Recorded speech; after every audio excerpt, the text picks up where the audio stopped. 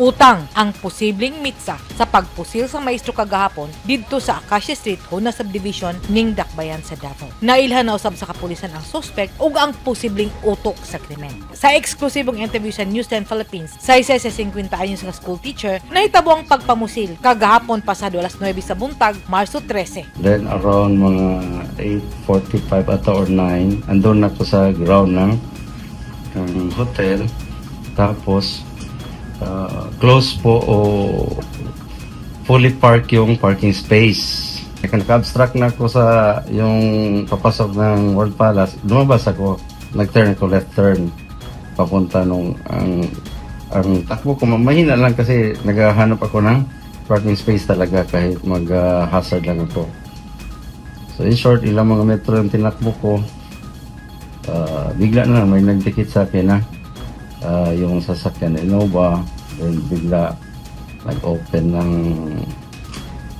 window, and then point a gun on me, then narinig ko po to, klima eh. So nag-cover ako,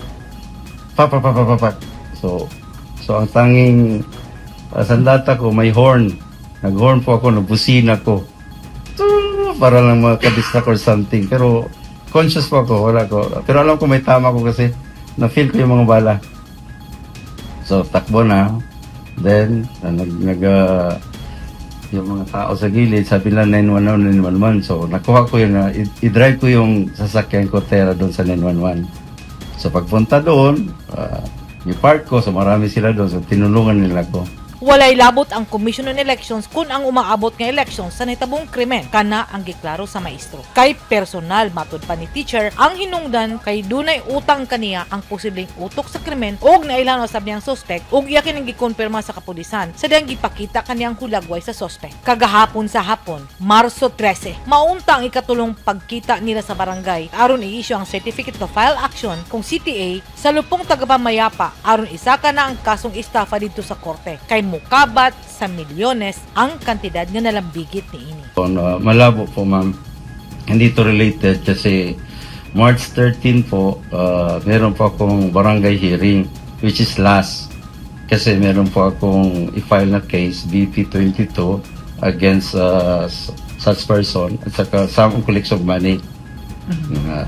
On deck na po yun. Magkano yung involved, sir? Pwede hindi ko i-mention. Basta huge sum. Malaki? Opo. Millions? Yes po. So on deck na po yun. Ang ginantay ko lang yung certificate to file action kasi may proseso eh. So para matigil na, para doon na kami sa korte. So in short, ayaw siguro nila kung makarating doon sa hearing.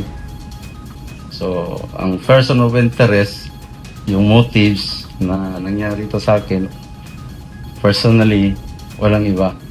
Niadto milabay tuig, nagpablatay na usab ang maestro kay iyang nasimutan nga posibleng dunay himuon nga dawtan ang iyang amigo nga dakog utang kaniya. Sumala ni Kulant Police Precinct Commander, Police Major Butch Kevin Rapis, nailhan na nila ang suspect ug ang posibleng utok sa krimen.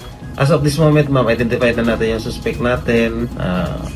Nihintay na lang natin si Sir, yung victim natin na makalabas para i-present natin sa fiscal para doon sa affidavit niya maisabit na natin sa fiscal, sa prosecutor.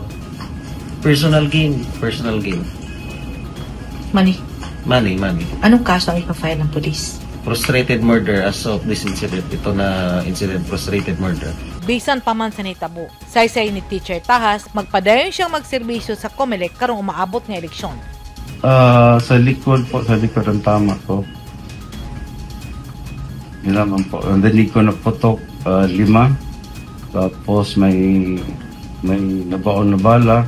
Sana pag nila akong tanggalin, I'm willing to serve naman. Kasi yung nangyari sa akin, hindi ito related sa election. Personal ito na. Giklaro usab ni Major Rapis nga dili konektado sa eleksyon ang panghitabo ug usa kini ka personal nga away. Edith Caduay, News 10 Philippines. Stay safe!